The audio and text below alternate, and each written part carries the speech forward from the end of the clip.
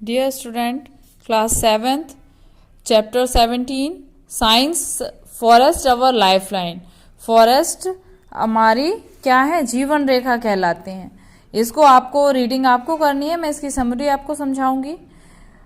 Late first understand about the word forest. Forest का meaning क्या होता है? ये लैटिन भाषा का शब्द है. फॉरीज मीन्स आउट ऑफ डोर्स, दरवाजे के बाहर. It is a land which lies beyond those areas enclose agriculture and park land. ये मैदान के पास का एरिया या फिर जहां पर खेती की जाती है उस तरह से इसको लिया जाता है. इट इज नॉट फेंस्ड, यानी इसकी कोई बाउंड्री नहीं होती है.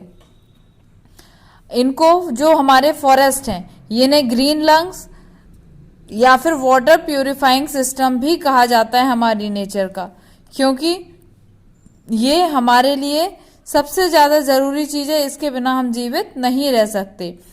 कई जानवरों का ये घर है. एनिमल्स हुए, tribals, the people living most, बहुत सारी ट्राइब्स जो होती हैं, जनजातियां, वो भी जंगलों में भी रहती हैं. अगर हम देखें जैसे कि बटरफ्लाई है, बर्ड्स हैं, मंकीज हैं, ये सब कहाँ रहते हैं? डीपर एरियाज में रहते हैं या बहुत अंदर. एलिफेंट हुए, पॉक्यूपाइन हुए, जैकॉल्स हुए, ये जंगलों में ही पाए जाते हैं. Trees and the other plant in the forest. अब इनको 3 क्लासेस में बांटा गया है. एनुअल्स, जो जिन प्लांट्स की लाइफ 1 साल की है उनको एनुअल्स कहा जाता है. जिनकी लाइफ 2 साल की है दैट इज कॉल्ड बाइनियल्स. और द पेरेनियल्स उनको कहा जाता है जो काफी टाइम तक जीवित रहते हैं. Layer of the forest. Forest में लेयर्स भी होती हैं. लेयर्स यानी बहुत ऊपर घना जंगल जिसको बोलते हैं हम, वहां सबसे ऊपर के पार्ट को क्राउन, सबसे टॉप के वाले पार्ट को कैनोपी बोला जाता है. और ये ग्रीन छत जैसा या छाते जैसा दिखाई देता है. उसके बाद हम क्राउन की बात करें. क्राउन होता है जो ब्रांच एरिया होता है प्लांट्स का, मिड एरिया, उसको क्राउन एरिया को बोलते हैं. और under growth of the under story यानी सबसे नीचे वाला पार्ट, जहां पर कैनोपी और क्राउन के नीचे वाला पार्ट अंडर ग्रोथ या अंडर स्टोरी कहा जाता है. What do you mean by what do you find on the forest floor? Forest के फ्लोर पर हम क्या मिलता है? हम देखते हैं डेड डिकेइंग जो लीव्स होती हैं, फ्रूट्स होते हैं, सड़े गले बीज पड़े होते हैं, डार्क कलर का दिखाई देता है. ये माइक्रो ऑर्गेनिज्म और फंगी इसमें पनप रहे होते हैं जो डेड डिकेइंग मैटर्स जो हैं उनको अपने अंदर वो एब्जॉर्ब करते हैं, यानी उसको खाना अपने यूज करते हैं. फॉरेस्ट हमारे लिए एक नेचुरल रिसोर्सेज हैं जो कि हमारी कंट्री के या फिर हमारे जो पूरी कंट्री है उसके 1/5 पार्ट पर, उसके ज्योग्राफिकल एरिया के 1/5 पार्ट हमारा फॉरेस्ट से कवर्ड है.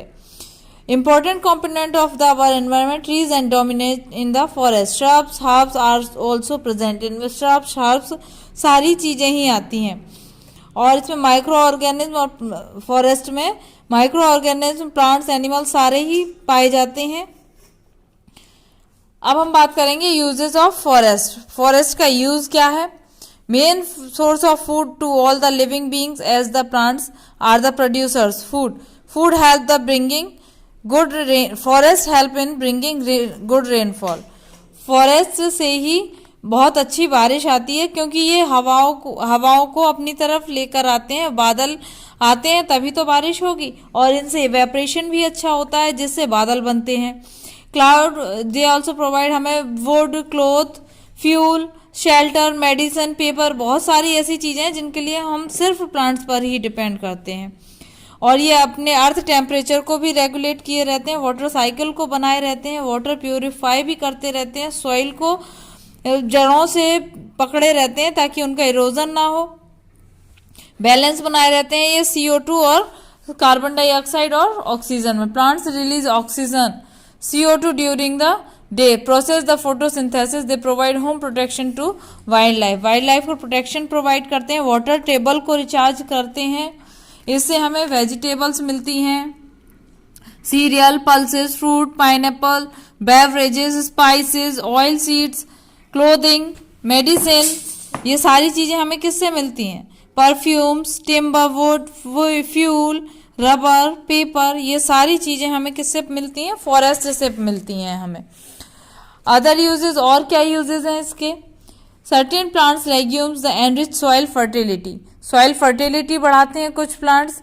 कुछ प्लांट्स क्या करते हैं, विंड और वाटर से हमें डिफॉरेस्टेशन को बढ़ते हुए डिफॉरेस्टेशन से क्या हो रहा है, सॉइल इरोजन और ड्राउट की स्थिति बनती है, उससे बचाते हैं ये हमें।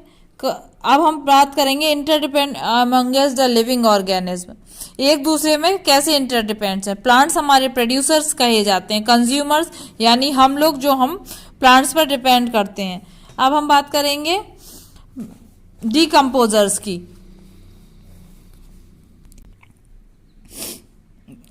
जो हमारे कंज्यूमर्स हैं वो 3 टाइप्स के होते हैं, हार्बीवोर, कार्निवोर, ओमनिवोर, और एक और होता है 4th जिसको हम बोलते हैं सेप्रोट्रॉप्स। हार्बीवोर, कार्निवोर और ओमनिवोर हम सब जानते हैं।